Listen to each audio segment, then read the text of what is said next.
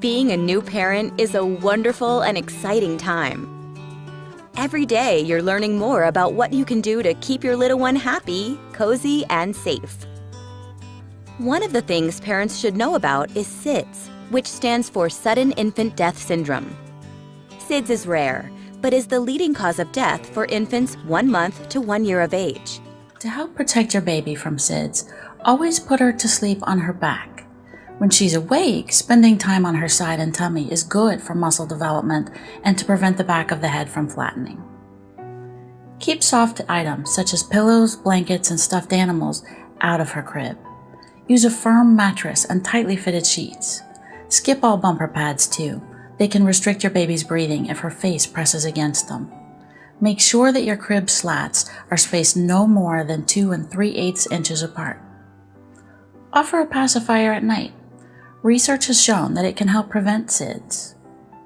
Avoid cigarette smoke. Studies show that exposure to secondhand smoke can increase a baby's risk of SIDS.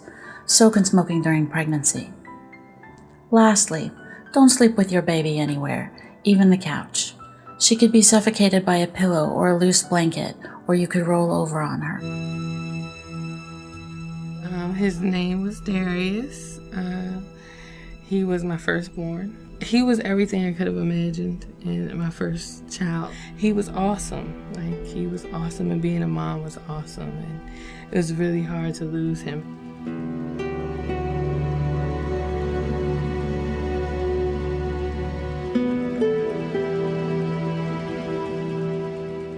The day before he passed, he was fine. We had a normal day. We sat in the house all day, and I just held him a lot. I did his footprints. I started his memory book. Around the time of his feeding, when I woke up to feed him, I laid him in the bed beside me because I could keep him closer and I could keep my eye on him. We were arm's length apart in a queen-size bed, and I lay down and I went to sleep. The next morning, I looked over at him, and I noticed that he just didn't look like himself. He was very still, and so I picked him up and I took him into my mom's room, and my sister began CPR. And I don't remember many of the details after that. I remember knowing that my life was never going to be the same. I remember at that moment knowing that he was gone. I felt extremely guilty. It was really hard. And in the back of my mind, I thought maybe it was something that I did wrong.